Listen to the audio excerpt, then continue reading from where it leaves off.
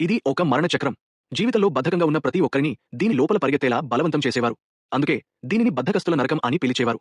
అక్కడ ఎవరైనా పరిగెత్తడం ఆపితే ఆ భారీ చక్రం వారిని నలిపేసి పిండి చేసేస్తుంది. కొందరు ఆ చక్రం నుండి తప్పించుకోవడానికి కింద ఉన్న నీటిలోకి దూకాలని చూసేవారు. కానీ అక్కడ ఉన్న చేపలు వారిని ముక్కలు ముక్కలుగా కొరికి తినేసేవి. ఈసారి ఆ నరకంలో విచారణ ఎదుర్కొంటున్నది ఒక ఫైర్ ఫైటర్. ఒక చిన్న అమ్మాయిని కాపాడే ప్రయత్నంలో అతడు మరణించాడు. నరకంలోని మాయా అద్దంలో అతడి గతాన్ని చూపించారు. అతడు తన జీవితంలో ఎంతో మంది ప్రాణాలను కాపాడాడు. అది చూసి నరకపు రాణి ఎంతగానో ముగ్ధురాలే తన సీటు నుండి లేచి నిలబడి చప్పట్లు కొట్టింది. అంతటి కష్టపడే మనస్తత్వం ఉన్న వ్యక్తిని ఆమె చూసి చాలా కాలమైంది. అతడు అంతలా ఎందుకు కష్టపడతాడని ఆమె అడిగింది. దానికి ఆ ఫైర్ ఫైటర్ తాను ఇదంతా కేవలం డబ్బు కోసమే చేశానని చెప్పాడు. అతడు ఆ మాట చెప్పిన మరుక్షణమే రాణి ముఖ కవళికలు మారిపోయాయి. ఎందుకంటే నరకంలో డబ్బుకు ఎలాంటి విలువ లేదు. ఇక్కడ డబ్బును అన్ని చెడులకు మూల కారణంగా భావిస్తారు.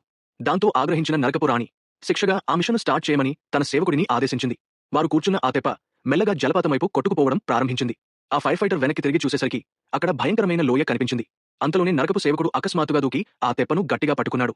రాణి ఆ ఫైర్ ఫైటర్ జీవితాన్ని మరింత నిశితంగా పరిశీలించడం కోసం అతడు మళ్లీ ఆ మాయ అద్దాన్ని తెరిచాడు. అసలు నిజం ఏమిటంటే అతడు ప్రతిరోజు రోజంతా కష్టపడుతూనే ఉండేవాడు. ఫైర్ ఫైటర్ డ్యూటీ ముగిసిన తర్వాత అతడు ఒక బార్బెక్యూ రెస్టారెంట్లో వెయిటర్గా పనిచేసేవాడు. ఆ తర్వాత మార్కెట్లో కూరగాయలు డెలివరీ చేసేవాడు. ఒక స్నానశాలలో క్లీనింగ్ పని చేసేవాడు. ఇక రాత్రిపూట డ్రైవర్గా మారి ప్రజలను వారి ఇళ్లకు చేర్చేవాడు. ఇవన్నీ చేసిన తర్వాత అతడికి అస్సలు సమయం మిగిలేది కాదు. ఎక్కడ వీలైతే అక్కడ కాసేపు నిద్రపోయేవాడు. అతడు డబ్బు కోసం ఇంతలా కష్టపడడానికి ఒక బలమైన కారణం ఉంది. ఎందుకంటే అతడి ఇంట్లో వృద్ధురాలైన జబ్బు పడిన తల్లి, ఇంకా చదువుకుంటున్న ఒక తమ్ముడు ఉన్నారు. ఆ కుటుంబానికి డబ్బు మాత్రమే ఏకైక ఆధారం. ఇదంతా చూసిన నరకపు రాణి ఎంతో భావోద్వేగానికి గురైంది. చివరికి ఆమె అతడిని నిర్దోషిగా విడిచిపెట్టి స్వేచ్ఛను ప్రసాదించింది.